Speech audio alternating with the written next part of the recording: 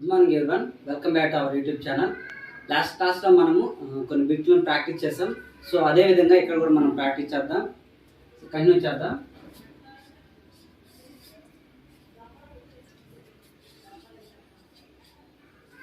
ఒక అంత్య బిందువును కలిగి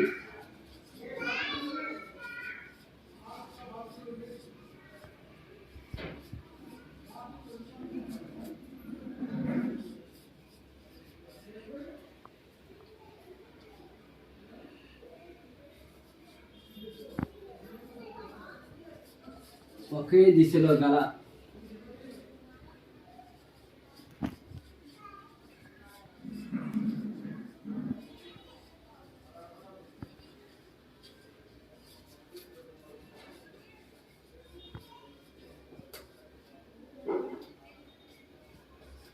ఏమంటారు? చూడండి, ఒక అంత్య బిందువును కలిగి ఉండి ఒకే దిశలో గల బిందువుల సముదాయాన్ని ఏమంటారు? ఆప్షన్ ఏ సరళ రేఖ,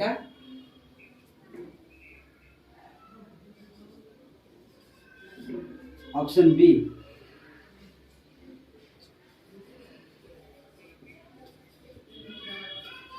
రేఖ ఖండము,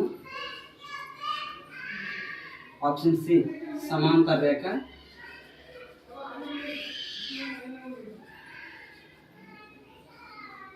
ఆప్షన్ డి కిరణము.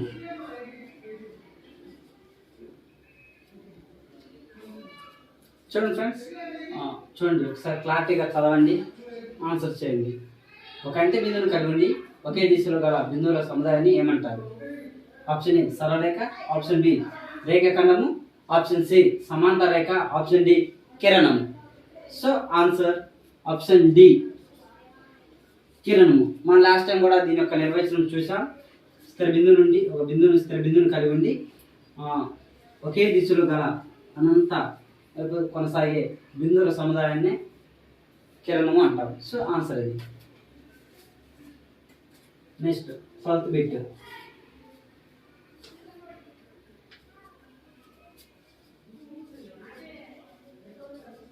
క్రింది వానిలో సరి అయినది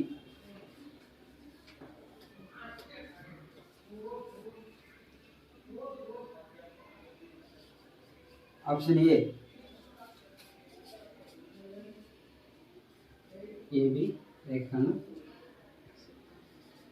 option B AB, option C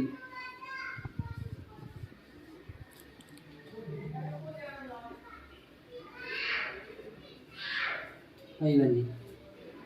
మీ ఆన్సర్ని చూస్ చేసుకోండి. చూడండి ఫ్రెండ్స్, ఈ గుర్తు దేన్ని సూచిస్తున్నదో వాటి యొక్క బిందువులు అక్షరాలు వేటిని చూస్తుంది క్లారిటీ చూసుకోండి. ఆన్సర్ చూస్ చేసుకున్నారనుకుంటున్నాను. దీని ఆన్సర్ డి పైవన్నీ.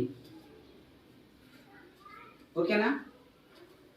ఇది కిరణాన్ని చూపిస్తుంది. ఏబి కిరణము అని చూపించవచ్చు, బి ఏబి రేఖఖండమని, ఏబి సరళ రేఖ అని సూచిస్తూ ఉంటాం. సో వీటిలో భాగంగా ఆన్సర్ వచ్చి పైవన్నీ, ఆప్షన్ డి.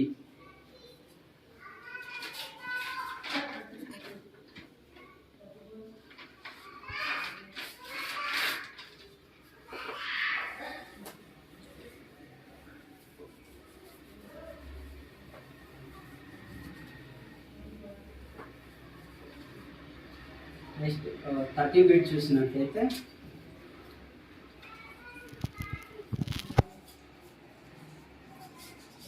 క్రింది వానిలో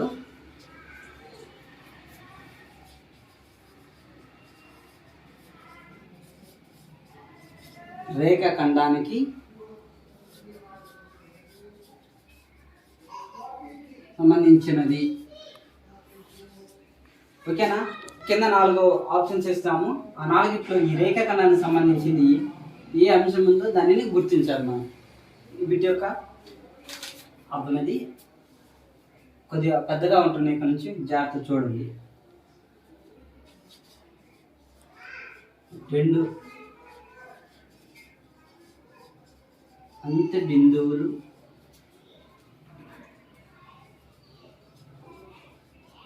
ఉంటాయి. ఆప్షన్ బి వెడల్పు నిర్ణయించలేము.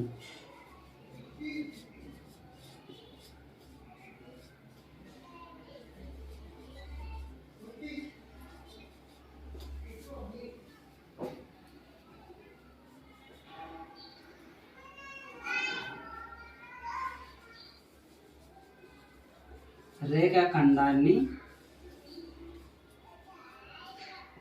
ఏబి రేఖాఖండంగా సూచిస్తాము. ఆప్షన్ డి పై భావనలన్నీ సరైనవే.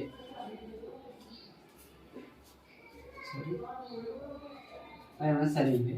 ఓకేనా? క్రింది వానలో రేఖాఖండానికి సంబంధించినది. అందులో 2 అంత్య బిందువులు ఉంటాయి. వెడల్పు నిర్ణయించలేము.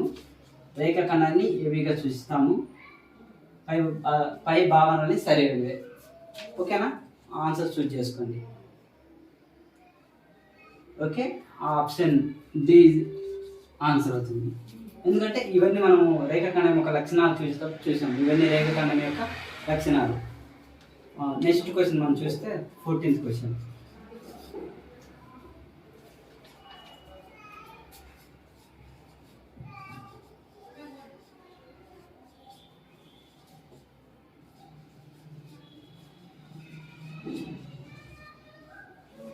లంబరేఖకు సంబంధించినది. ఫ్రెండ్స్, మీకు డౌట్ అవచ్చు, ఇవన్నీ చెప్పాం కదా, మళ్ళీ ఎందుకు దీన్ని రిపీట్ చేస్తున్నారని. సో ఫ్రెండ్స్, మన క్లాస్లో రేఖాగణితాన్ని కొన్ని భావనలు చూసాం. ఆ భావన మీద బిట్లు ఎలా వస్తుంది, ఇలా రావచ్చు, టెట్ కావచ్చు, డిఎస్సి కావచ్చు, కొన్ని గ్రూప్స్లలో కూడా ఇలా బిట్లు అడిగే అవకాశం ఉంది. సో కాబట్టి వాటినే బిట్ల రూపంలో మార్చి ఇవ్వటం జరుగుతుంది.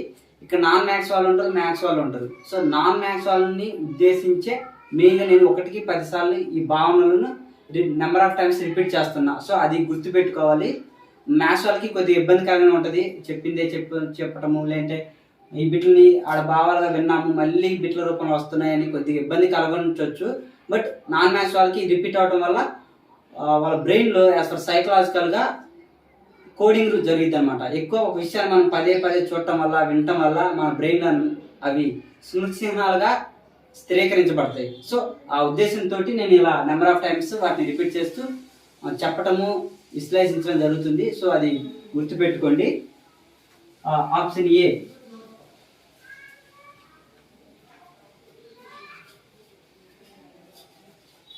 లంబత్వాన్ని ఈ గుర్తుతో చూస్తారు.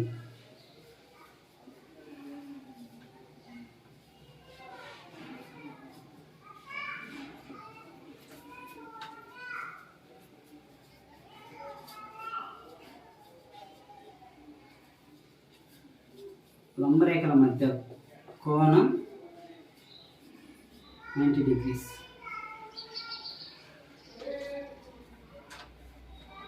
ఆప్షన్ సి ఏ కామ బీలు 2 సరైనవే. ఆప్షన్ డి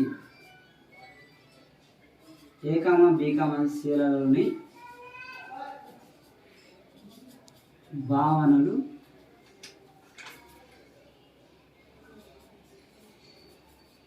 సరైనవే. ఓకేనా ఫ్రెండ్స్? చూసుకుని ఒకసారి క్లియర్గా లంబరేఖకు సంబంధించింది. ఈ గుర్తు నేను మీకు చెప్పాను అనుకుంటున్నాను. పర్పెండిక్యులర్ అంటది ఈ గుర్తుని. సో ఒకసారి గుర్తుపెట్టుకోండి. లంబత్వాన్ని పర్పెండిక్యులర్ గుర్తుతో చూస్తారు. లంబరేఖల మధ్య కోణం 90 degrees ఉంటుంది. ఏబీలు 2 సరైనవే, ఏబీసీలోని భావనలు సరైనది. సో ఆన్సర్ మీరు వెక్కిన ఏ అని పెట్టమో బి అని పెట్టమో కాదు, కానీ అసలు జాగ్రత్త చూసుకొని నాకు తెలిసి వెక్కిన మీరు 1, 2 ఆప్షన్ చదవగానే సి అని పెట్టాల్సి, ఎందుకంటే ఏబీలు 2 సరైనవే కాబట్టి. కానీ 3, 4 ఆప్షన్ కూడా ఒకసారి చక్కగా చూసుకుంటే ఏ కామా బి కామా సిలలో భావనలు సరైనవే. సో ఏబీలలోనే సరైనవే కాబట్టి ఆన్సర్ ఏమవుతుందంటే ఆప్షన్ డి అవుతుంది. ఫ్రెండ్స్, ఏదైనా సరే మనం ఒక బిట్కి ఆన్సర్ చేస్తున్నామంటే కంపల్సరిగా 4 ఆప్షన్ చదవటం ఇంపార్టెంట్. మనం ఫస్ట్ ఆప్షన్ చూసి ఆన్సర్స్ డిసైడ్ చేయకూడదు. మనకు తెలిసిన బిట్టే కావచ్చు, కానీ ఫస్ట్ ఆప్షన్ చూసి, సెకండ్ ఆప్షన్ చూసి, థర్డ్ ఆప్షన్ చూసి డైరెక్ట్గా ఆన్సర్ చేయకూడదు. 4 ఆప్షన్లని క్షుణ్ణంగా చదివిన తర్వాత వాటిని మనము విశ్లేషించి వాటిల్లో ఆన్సర్ని డిసైడ్ చేయాలి. మీరు అనుకోవచ్చు చాలా టైం పట్టిద్దని. మన బ్రెయిన్ చాలా షార్ప్గా వర్క్ చేస్తున్నప్పుడు ఎక్కువ టైం తీసుకోదు. సో అది గుర్తుపెట్టుకోండి ఫ్రెండ్స్. నెక్స్ట్ క్వశ్చన్ దగ్గర వెళ్తే,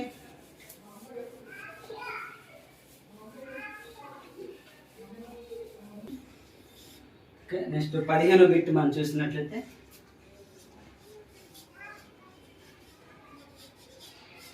క్రింది వాణిలో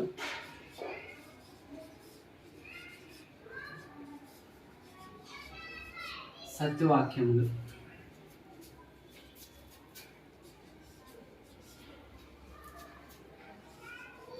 ఆప్షన్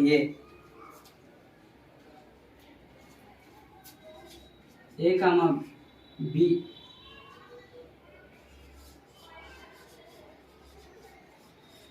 బి బిందువులను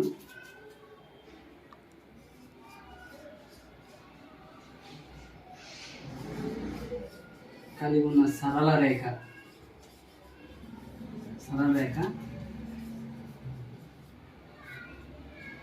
ఏబి సరళ రేఖ.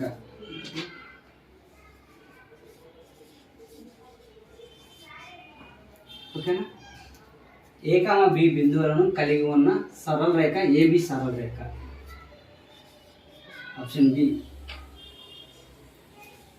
ఏ కామా బి బిందువులను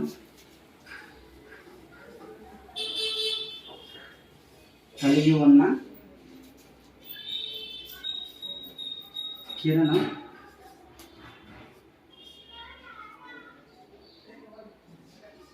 ఏబి కిరణం. సి ఏ కామా బిలు, సార్ ఒక్క నిమిషం, 3 ఏ కామా బిలు రెండు సరైనవి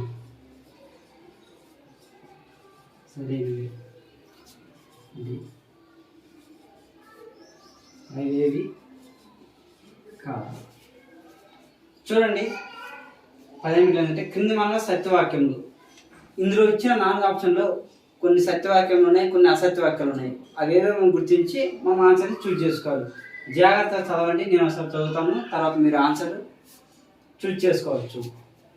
ఏ కామా బి బిందువులను కలిగి ఉన్న సరళ రేఖ ఏబి సరళ రేఖ. ఓకేనా? ఆప్షన్ బి ఏ కామా బి బిందువులను కలిగి ఉన్న కిరణం ఏబి కిరణం. సి ఏ కామా బిలు రెండు సరైనవే. అంటే ఏ కామా బిలు ఈ రెండు సరైనవే అంటుంది ఆప్షన్ సి. ఆప్షన్ డి పైవేవి కావు. పై ఇచ్చిన ఏ ఆప్షన్ సరైనది కాదు అంటున్నాను. సో వీటిలో ఆన్సర్ మీరు చూజ్ చేసుకోండి. ఓకేనా? మీరు ఆన్సర్ పెట్టాలనుకుంటున్నాను. Option C answer. ఎందుకంటే మనం తెలుసు కదా, ఏబి సరళరేఖని ఈ గుర్తు చూడొచ్చు. కానీ ఏబి బిందువుతో ఏర్పడబడిన సరళరేఖని, ఈ సరళరేఖని ఇలా పైన ఇచ్చినట్లయితే ఇది ఏబి సరళరేఖ అంటుంది. అలానే ఏబిలతో ఏర్పడే కిరణం ఏబి కిరణం అంటారు. సో ఇది ఏబి సరళరేఖ ఏబి కిరణం. ఈ రెండు సరైనవే. Option C. Next 16th question చూడండి జాగ్రత్తగా.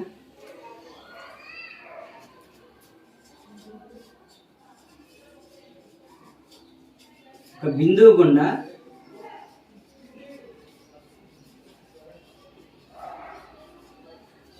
గుండా గీయగలిగే రేఖల సంఖ్య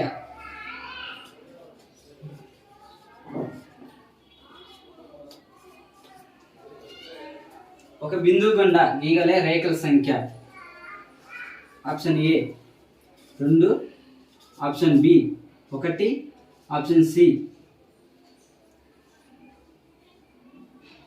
3, ఆప్షన్ డి అనేకం. చూడండి, ఒక బిందువు, ఇది ఒక బిందువు అనుకోండి. ఈ బిందువు గుండా ఎన్ని రేఖలు గీయొచ్చు అని అడుగుతుంది. మీరు ఎన్ని దేనికి గీస్తారు? 1 2 3 అనేకం. సో మనం గీద్దాం బిందువుల్ని. నేను ఒక రేఖ గీసా, ఇటు ఒక రేఖ గీసా, ఇలా గీసా, ఇటువైపు గీసా, ఇటు ఇలా. సో ఇన్నే గీయచ్చు.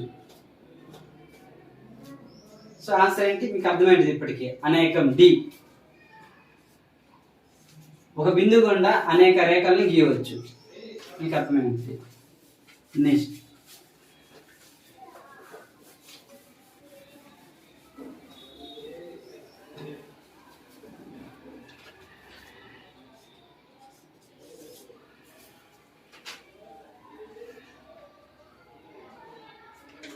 ఓకే చూడండి, సరేకియాలైన 3 బిందువులు గుండా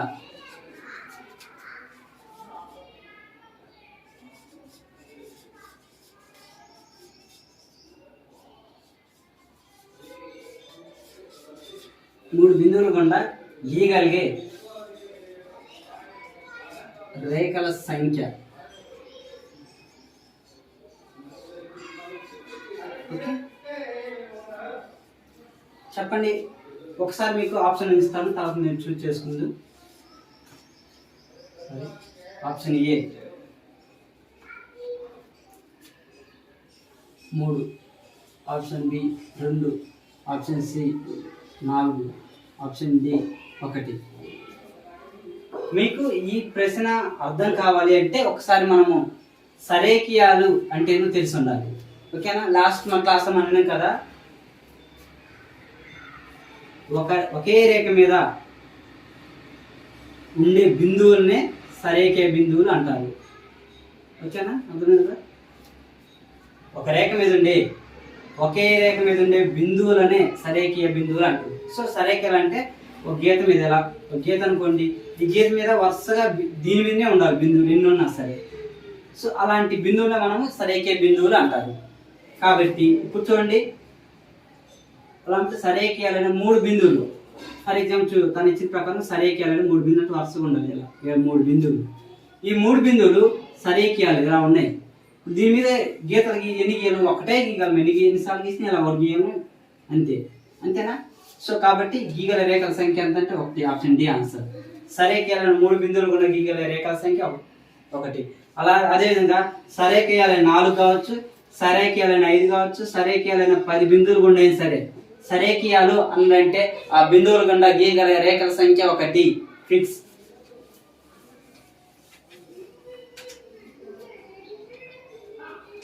అదే 18th క్వశ్చన్ మనం చూస్తే సరేకియాలు కానీ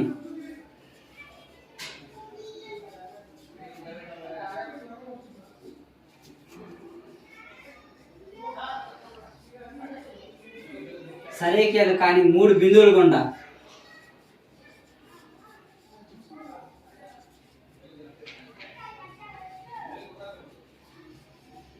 గీయగలిగే రేఖల సంఖ్య.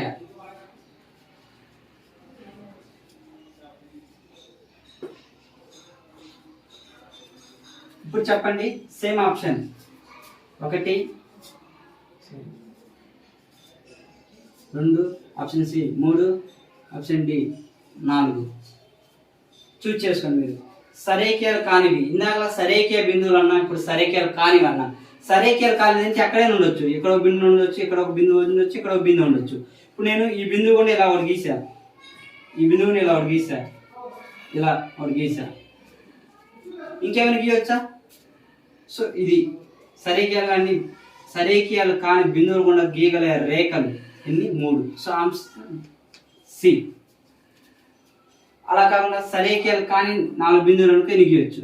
సో మనం 4 బిందువులు పెట్టుకొని ఎన్ని గీయగలిగితే అన్ని కౌంట్ చేసి చెప్పాలి. సో సరేకియాలు కాని బిందువుల గురించి మనము లాస్ట్ క్లాస్లో డిస్కస్ చేసాం. ఓకే, 19th క్వశ్చన్ సరికి కనీసం 3 రేఖలు ఒకే తలానికి చెందినట్లయితే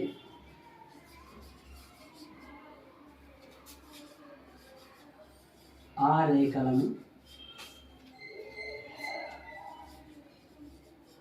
ఏమని పిలుస్తారు? ఓకేనా ఫ్రెండ్స్? కనీసం 3 రేఖలు ఒకే తలానికి చెందినట్లయితే ఆ రేఖలను ఏమని పిలుస్తారు? ఆప్షన్ ఏ సమతలీయ రేఖలు,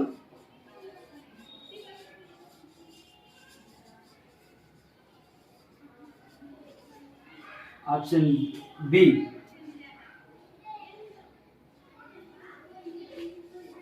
సమతలంలోని రేఖలు,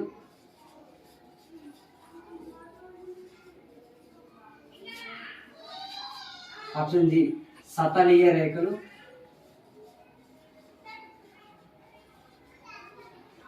ఆప్షన్ డి పైవన్నీ.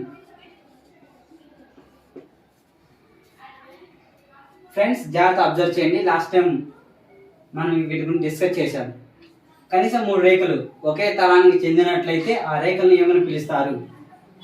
ఆప్షన్ ఏ సమతలీయ రేఖలు, ఆప్షన్ బి సమతలంలోని రేఖలు, ఆప్షన్ సి సతలీయ రేఖలు, ఆప్షన్ డి పైవన్నీ. ఆన్సర్ చెప్పండి. ఒకసారి ఆన్సర్ చూజ్ చేసుకోండి మీరే. Okay, answer C. నీ డౌట్ రావచ్చు, ఎందుకు సతలీయ రేఖలని? నేను చెప్పాను కదా, ఏదైనా ఒక తలంలో కనీసం 3 రేఖలు ఉన్నట్లయితే ఆ రేఖలని ఏమంటాం? సతలీయ రేఖలు. అదేవిధంగా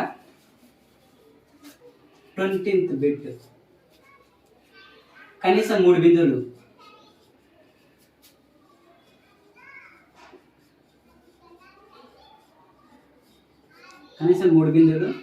ఒకే తలానికి చెందినట్లయితే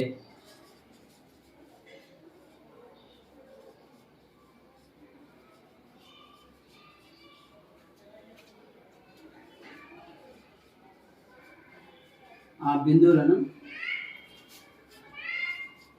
ఏమని పిలుస్తారు? ఓకే ఫ్రెండ్స్, మీకు అవి వచ్చి ఉంటుంది ఆన్సర్. ఆప్షన్ ఏ సేమ్ సమతలీయ బిందువులు,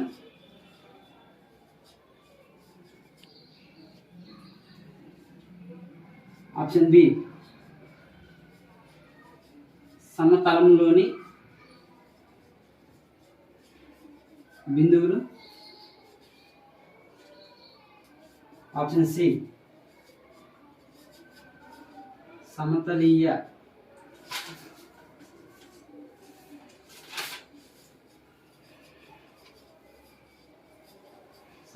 బిందువులు,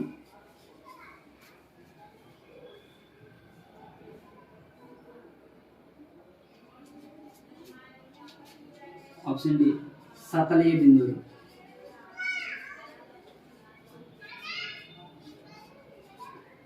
ఓకే, అర్థమైంది కదా? ఆన్సర్ మీకు ఒకసారి రికగ్నైజ్ చేసుకోండి. Answer D.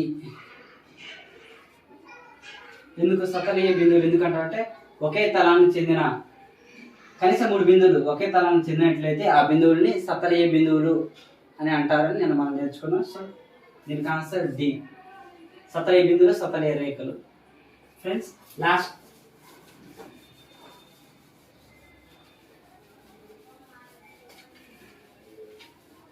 ఈ క్లాస్ సంబంధించి లాస్ట్ బిట్ అన్నమాట.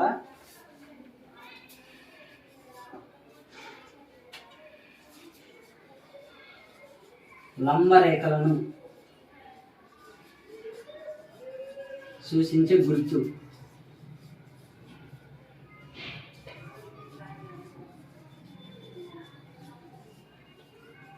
క్రింది వాటిలో ఏది? చూడండి, option A, option B, option C,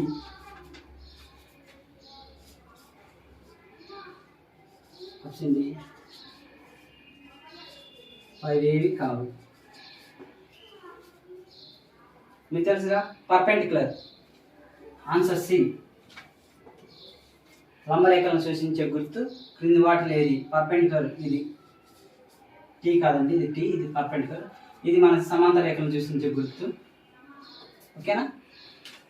that's fine. Okay friends, thank you. ఇప్పటివరకు మీరు చాలా శ్రద్ధ క్లాస్ విన్నందుకు. ఇంతటితో ప్రాక్టీస్ బిట్లు అయిపోయినాయి. నెక్స్ట్ క్లాస్లో మనము కోణాలు రకాలకు సంబంధించి క్లాసెస్ విందాం. Thank you. మా ఛానల్ని సబ్స్క్రైబ్ చేయండి, షేర్ చేయండి, లైక్ చేయండి. మమ్మల్ని సపోర్ట్ చేయగలని నేను ఆశిస్తూ అందరికీ